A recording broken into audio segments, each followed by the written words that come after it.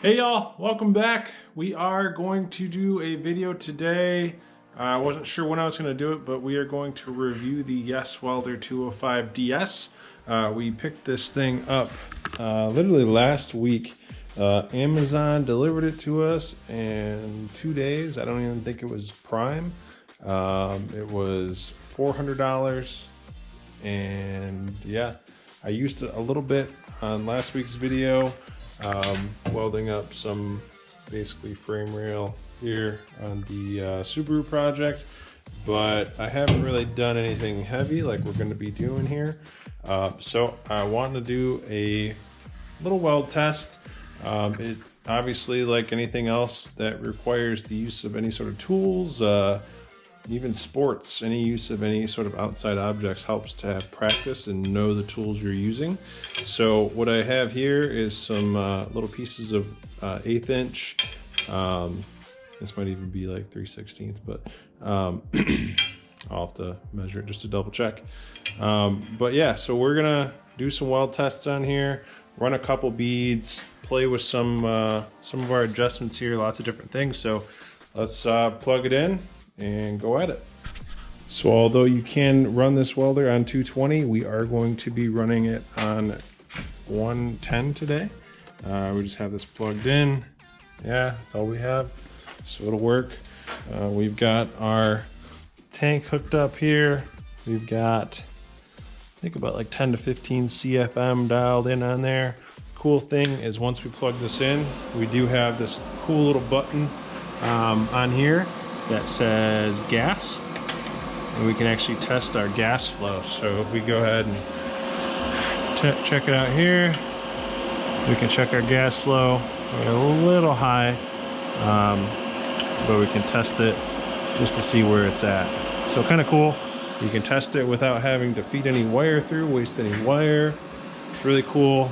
You obviously have a ton of settings, 2T, 4T, which is basically like a touch to turn on, touch to turn off type of scenario. We got it set for our CO2 Argon mix, 2575. Obviously MIG, we're not on scratch TIG or gasless flux core or anything like that. And then we have our 030 wire selected here. And the cool thing here is we can basically adjust everything. Right now we're set to like amperage and wire speed. So we got amperage over here, but we can also change it to where we are basically having it work for us, so we can select our material thickness. I think we're just going to mess with the amperage today, see where it's at, and then we can play with inductance and things like that too. So yeah, let's put our mask on and we'll get rolling, see how this thing does. All right, so we basically have 3 joints that we're going to be able to weld together with this setup here. We're just going to kind of see what it looks like, but we're going to go ahead and tack them up real quick. And I like to start out that way. We'll go ahead and play with some of the other things right now.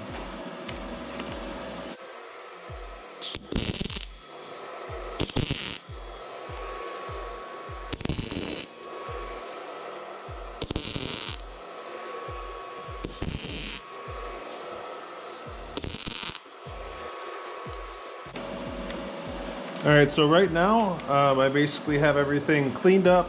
Everything is tacked together. Right now, we're gonna run about 70 to 80 amps. We'll start at 80 amps, and again, the wire speed will be adjusted based off of our amperage. So we'll go ahead and adjust from there. But we're gonna start here, see what it does, and we'll run this first bead.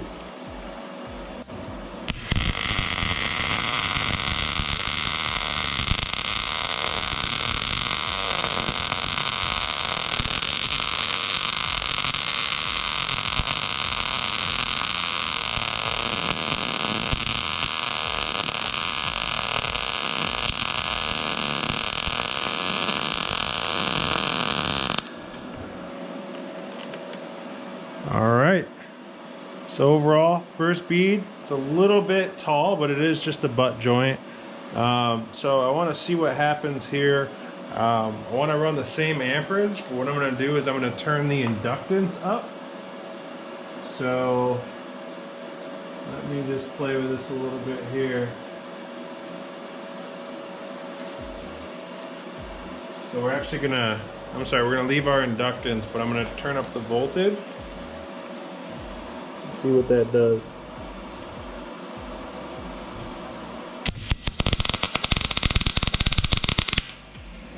So obviously that's very messy. Maybe 10 is a little high for that.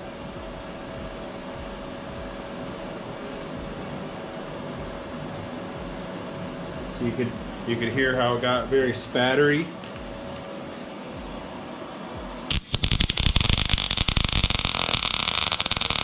I don't love the sound of that. Definitely like flattened out the weld a bunch, but let's see.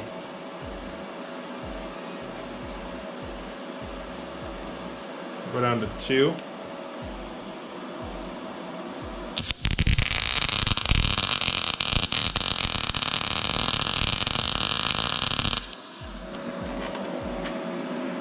So it's definitely laying a lot flatter, but I still don't love it.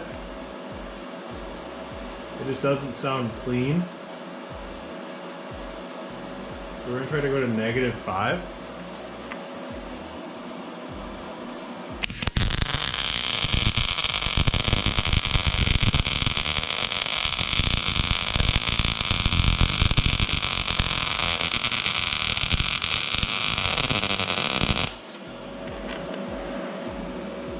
So the weld got really tall, but you can see the difference there. Like it was almost like it was too much heat. It's kind of a weird situation there. So I'm gonna go back to 0 on the voltage adjustment there. And I'm gonna play with our inductance. Again, with our inductance, we can go up from 10 to 0 to -10. So I'm gonna try to crank that up to just like 5. And I'm gonna compare that on this end one. And then what we're gonna do is we're gonna flip these over and we're gonna try again on the other side.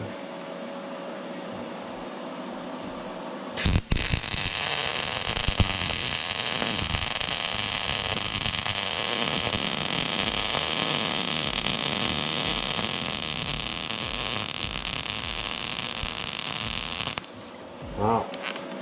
All right, so I wanted to stop that halfway because I like this a lot. It sounds very clean. You can tell how it looks like it made everything just a bit wider. So I want to try, that's at 78 amps. And that's at, let me see here, +5 on the inductance. I want to try 10 and just to see what it's like. It's really smooth already, but I'm going to try that here, and I'm going to flip this over and go negative on the other side, see what happens.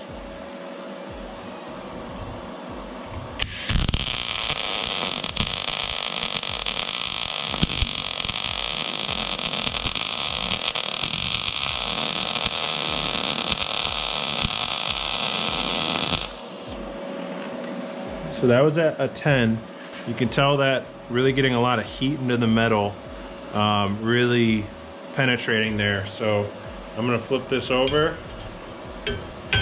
We're just gonna take a peek at it. Obviously, I did clean it up a little bit on the other side, but this will be a true butt joint. The other side had like a slight bevel on it.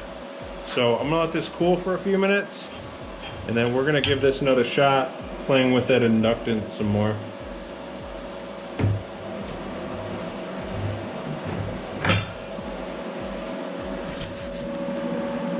All right, so we've got it all cooled off, cleaned it up just a bit. And just to note, none of this is like crazy clean metal. This is just stuff I've got laying around the garage, just kind of cleaned it up real easy, real basic. Nothing crazy happening here. So, you know, just like real life scenarios. It's not perfect, but it's, you know, it's what we're gonna run into, especially if you're using this thing out in the field. So we're running this 80 amps right now. We've got the inductance at a -5. So let's see what it does.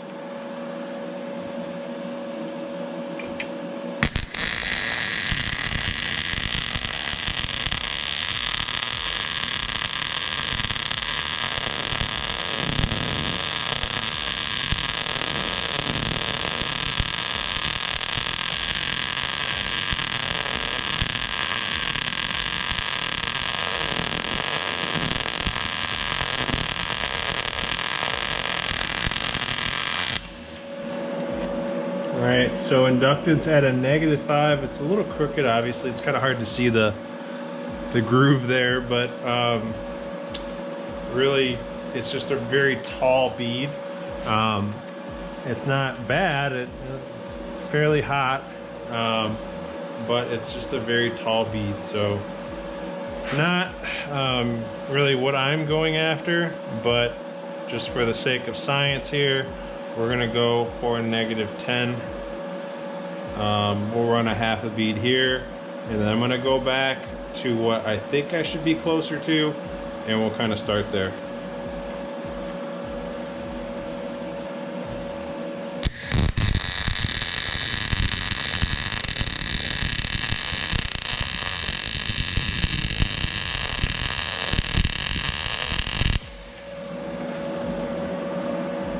So that's at a -10.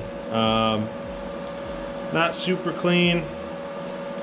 We've even got some little bits there. Not real clean, not real happy with it though. Not really where I want to be. I want to go down to 75, and then I want to go up. Let's see. I'm actually going to go down to 70 to play with my, be able to play with my wire speed and voltage and that. So I just want to see. So I'm going to go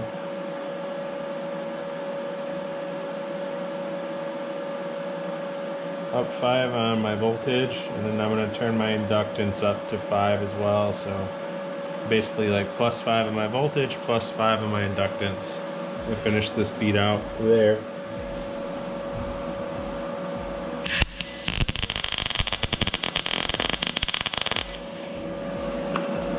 I don't think that's the way to go. I'm gonna change my voltage adjustment back to 0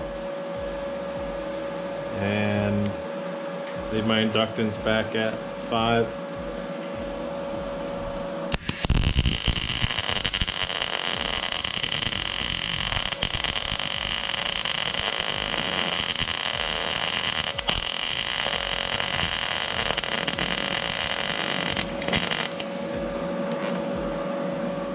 So that's probably more for kind of like what I'm shooting for. I do want to play with this a little bit. Again, my normal situation, what I'd be doing with this, it would be beveled out in a little bit more ideal situation, but I'm gonna do the same thing, but on the last bead I'm gonna run a +10 on the inductance, and I really want to see what I'm gonna be able to get away with here. So it'll probably be extremely smooth.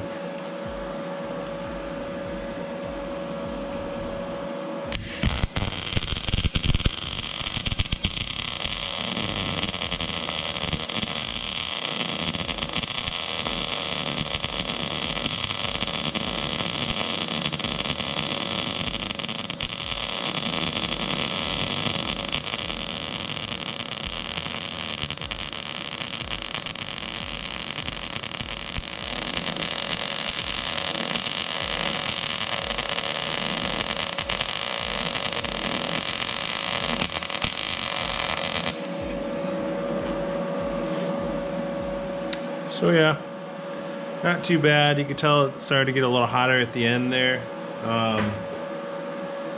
But overall, it's not horrible. I think I definitely liked the slightly higher amperage on the other side that we had kind of started with. You know, starting to get into like this region here is kind of like where I'd rather be. It's kind of lays a little bit more flat. There tends to be less of a ridge there, like a hard ridge. It tends to flow more into the metal with this last one here. So slightly higher amperage, and then we had the inductance at like a 5 or a 10. Not the best welder, I'll never claim to be. What I weld together sticks and it doesn't break. So I'm not horrible. I am able to TIG decently, and that will be the next test here. So, but for the sake of science, you know, I think this thing welds really clean compared to my old Lincoln that I had. That thing is pretty easy to use. I'm really happy with it overall. Going to be playing with it a lot more, but just for the sake of you know, seeing what it can do. You know, this is only at about half of the amperage that it's capable of. So I'm gonna run some flat beads on here with it turned all the way up. I just want to kind of see what it will do, especially on something like this last bead here, where I feel like it has a pretty heavy ridge on the end. So just for fun, I am going to go back with our inductance back to 0. And we're going to crank this thing up and see what it'll do. So let's do it.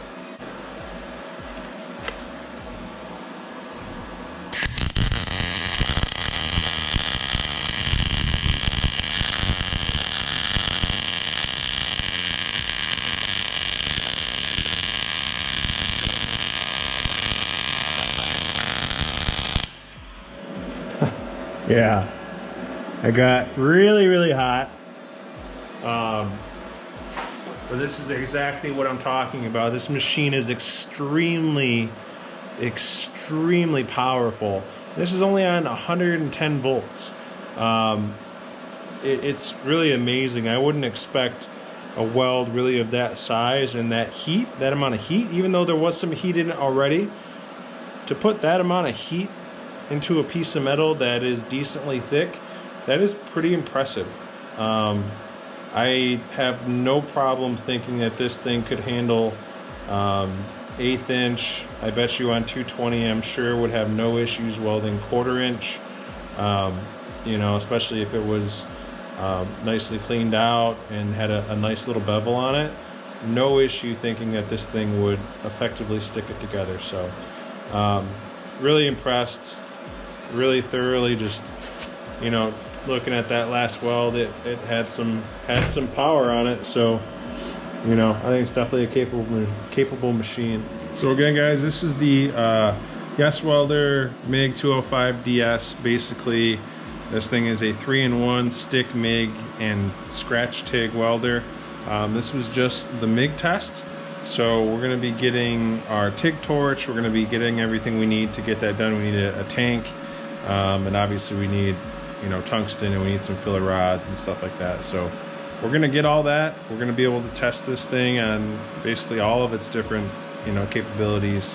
But for what we're doing right now with the Subaru, it's perfect. It's all we need. We're going to get TIG, torch, and everything so we can run this thing and make some of these pretty parts a little bit more intricately. So that's going to be it.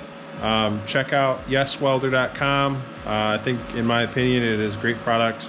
I paid for this thing full price on Amazon. For what it is, it's a $400 welder that can teach you 3 different things for the money. I can wholeheartedly say this thing is a quality product. Is it built as tough and as rugged as some other welders out there, Miller and Lincoln and all these other welders? Probably not, but for $400 you're going to be hard pressed to be capable of doing these types of things, you know, elsewhere. So again, I did not get paid or, you know, anything like that, any type of promotion from YESWELDER on this. I got a discount code on Amazon that Amazon supplied me with, but otherwise, you know, I paid for this thing with my own money. So, you know, non-biased. This thing is pretty legit. So check it out. Stay tuned for more content once we get the TIG, torch, and everything. Probably not going to mess around with the stick stuff. It's really not my side of things. I can stick weld, but I'd rather not if I don't have to. With how capable this thing is, I'm not truly worried about it anyway. So I did smoke my lens on the GoPro, if you can tell. I've got splatter all over it, so I got to get some new lenses for this thing now. But either way, all worth it. Cool video out. It's all good. So that's going to be it. Follow along, like, subscribe, comment. Make sure you go ahead and share this video with your welder buddies. Let them know that they can spend $400 and, you know, have an extra machine to, you know, have on the side. Or maybe some of your friends or family who maybe are thinking about learning how to weld. There's plenty of videos online on how to weld. And for the rest, $400 and some other materials, stuff like that. you can't go wrong, and you're going to be able to learn and improve and maybe graduate eventually to something a little bit more powerful. But for what we're doing, this is all we need. Hope you learned a little bit. If you have any questions, go ahead and leave them below. Otherwise, make sure you go check out our other car content. We've got the Subaru build going on, the Audi Autocross daily driver deal, and lots of fab projects. So follow along. Hope you have a great day. Thanks. Talk to you soon.